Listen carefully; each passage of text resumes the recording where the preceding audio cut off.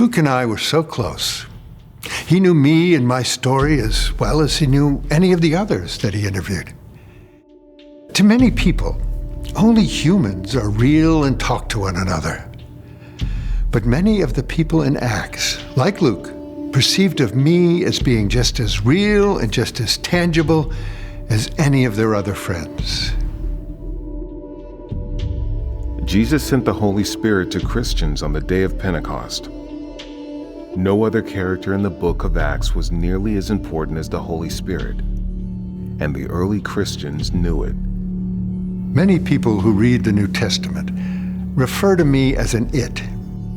Now, I think this comes from many Bible translators using the Holy Spirit, which makes me sound more like a thing than a person. Actually, the Bible should translate the words as the Holy Spirit sometimes and Holy Spirit other times. Try using Holy Spirit sometime and see if that makes me seem like more of a real person in your own mind. After all, nobody would call you the Kyle or the Jessica. The naming issue interests me because the New Testament refers to the masculine forms of God the Father and God the Son. So there's been a natural association by many people to refer to me in the masculine context as well. Jesus sometimes referred to me as he, as in he will testify about me. One way to think about me is to think of wind or air, which is what I'm named after. Like the air that fills your lungs, I indwell both men and women to go where I want, to go where I'm needed, and to think and act as God, not as a mere man or woman. I multitask better than any woman, and most certainly better than any man. I act where and when I want, as I am needed and invited. And my home includes an indwelling in each Christian. Now, only one thing amazes Jesus and me: the choices of human beings. Everything else in the universe makes perfect sense. I mean, Jesus was usually amazed at how some people made choices based on their faith or lack of faith. Me, I just stand amazed at so many of their choices. Before the beginning of time, we were sure that Jesus was going to have to come to earth to save mankind from their sins. We knew that he would eventually have to sacrifice his life in order to make that happen. Me, I was still amazed that the Jewish leaders would kill their only hope of redemption, the Messiah they'd been waiting for so long. The Father was not amazed. Jesus was not amazed. But I was. But I was not amazed that Jesus sent me back to empower the first Christians. We'd been planning for that to happen for eons. I mean, you can't begin to imagine how some of those conversations went. Not with words, like humans, but imagine a conversation going something like this. Jesus said to me, "You just have to go do for the believers what I did for them when I was alive, but you have it easier. You only have to live inside of them. You don't even have to have your own body. You just live inside the ones they already have. And you get to give them special gifts and powers that I wasn't allowed to give them." Now, don't get me wrong, but that kind of creeped me out at the time. Think creepers on your Facebook page. Now imagine how I think you feel if I go creeping around inside your soul and mind. So I'm like a polite guest. When you want me around, you have to invite me to be an active part of your life. When you don't want me around, just ignore me, and I will usually not bother you. The first apostles were not sure what to make of it when Jesus told them I was coming back to replace him. And he didn't give them a whole lot of information, so they had to piece together clues like the Holy Spirit will be a counselor, a comforter, and an advocate. With what Jesus told them, they probably thought I was a camp counselor or a good lawyer. Jesus always did like to make the truth a really good surprise.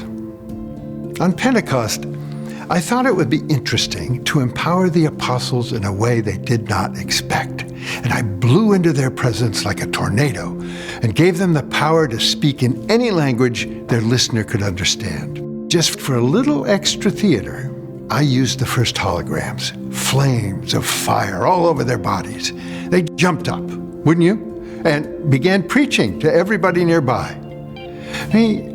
I wasn't amazed that they used their new power to preach the gospel. It's what Jesus had been training them to do. I just had to give them a little extra power boost. From then on, I gave the apostles whatever kind of power boost they needed to keep sharing the gospel and to start establishing the early church. Luke wrote about some of the more dramatic actions of the apostles: healing blind people, healing lame people, raising dead people, and escaping from jails. These were certainly attention grabbers and helped jumpstart the growth of Christianity. When you want to establish authority, there's nothing like healing blindness or raising someone from the dead. Sometimes, to be even more dramatic, I would let Peter's shadow or Paul's handkerchief do the healing. That got the attention of everybody. For the long-term growth of the kingdom, there were many other things I did that were more amazing. When any of the believers needed to remember the gospel and to have the wherewithal to teach it, I made that happen. Once I did that with such power that the Sanhedrin was shocked that lowly fishermen could talk like they had PhDs. Or like with Philip, sometimes I would just put people in the right place at the right time to share the gospel. I've continued to do both of those things with believers, especially when they ask me to do so. More amazing than that? The 7 types of fruit that I give to believers today who are willing to act for the benefit of the kingdom. The fruit of the supernatural ability to love all people, especially the ones that are tough to love.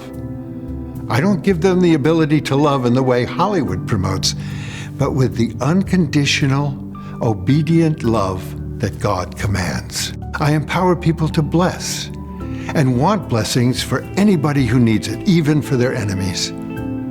With this fruit, the hated can love those who hate, and the neglected can love those who neglect. I give this fruit of love to anyone who wants it badly enough to use it. I give the fruit of joy, not the gift of happiness, especially the kinds of happiness that the world promotes. I give the type of joy that allows you to be thankful when times are tough, that allows you to see the sunset in your mind when your eyes are blind, the kind of joy that sees the good in people, the kind of joy that allows you to share Jesus because he made you joyful.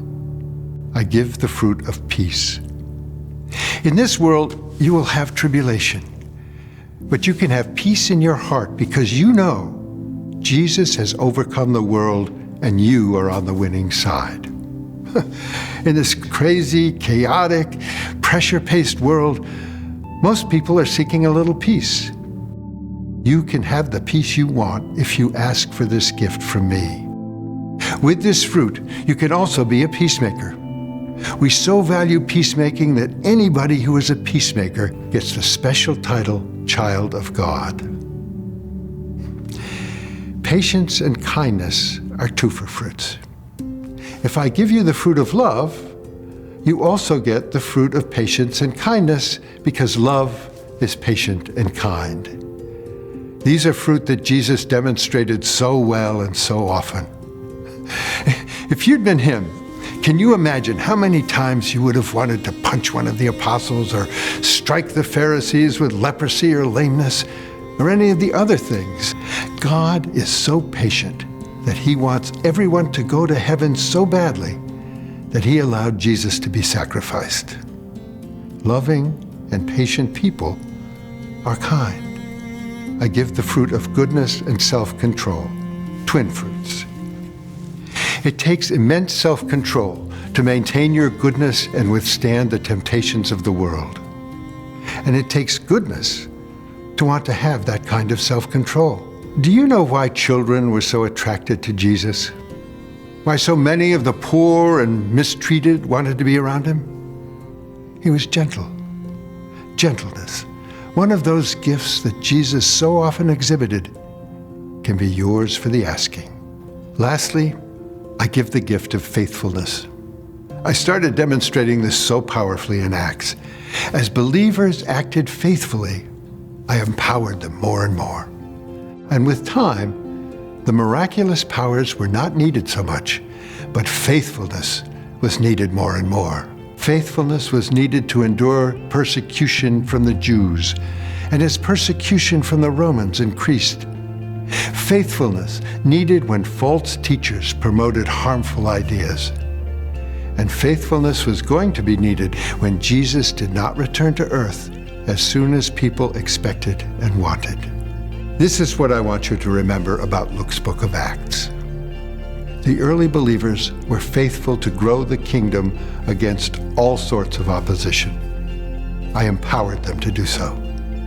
Through my empowerment, you can be faithful to do the same.